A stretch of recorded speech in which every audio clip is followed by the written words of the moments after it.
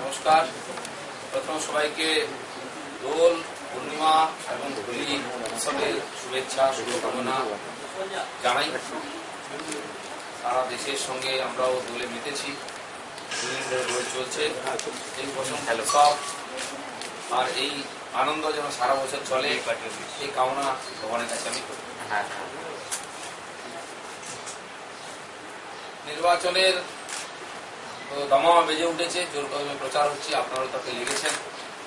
কিন্তু যে ভয়টা বাংলায় সবসময় নির্বাচনকে কেন্দ্র করে আমাদের মনে ঘোরাঘুরি করে, সেটাও দেখা যাচ্ছে। নির্বাচন শুরু হতেই হিংসাও শুরু হয়ে গেছে। দেওয়াল লিখন থেকে আরম্ভ করে পতাকা ফ্লেক্স ছেঁড়া, কর্মীদেরকে আক্রমণ করা, আমাদের ক্ষমতাসীন পার্টির কর্মী নেতারা গুন্ডারা এটাও করছেন, সেটা আমাদের আমরা দেখেছি। আমি সেজন্য প্রথমেই এখানকার সরকারকে, আমাদের মুখ্যমন্ত্রীকে এ ব্যাপারে দৃষ্টি আকর্ষণ করব, যাতে বাংলার নির্বাচন আগে যে কলঙ্কিত হয়েছে সেটা যেন না হয়। আমরা গণতন্ত্র প্রিয় মানুষ, বাংলার লোক, স্বাধীন মতে যেমন বিশ্বাস করি, স্বাধীন মতদানেও আমরা বিশ্বাস করি। সেই পরিবেশ যাতে তৈরি হয় সেটা রাজ্য সরকারের দায়িত্ব। আমি আশা করব তিনি আন্তরিকভাবে এটা পালন করবেন, যাতে বাংলার মুখ আবার না হয়। এমনকি কেন্দ্রীয় বাহিনী এসেছে, তার যারা পর্যবেক্ষক এসছেন তাদের যে গতিবিধি এটাও সন্দেহের ঊর্ধ্বে নয়।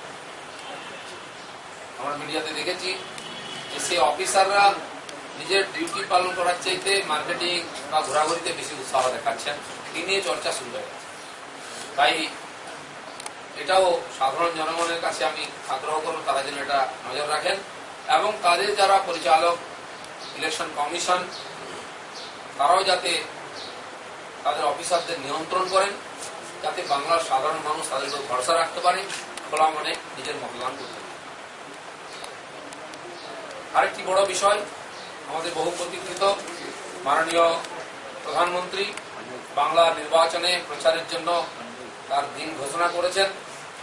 তার প্রথম যে সভা আছে খড়গপুরেতে আগামী 27শে মার্চ, তিনি আসাম থেকে প্রচার করতে করতে এক বেলার জন্য ওই দিনে আসছেন।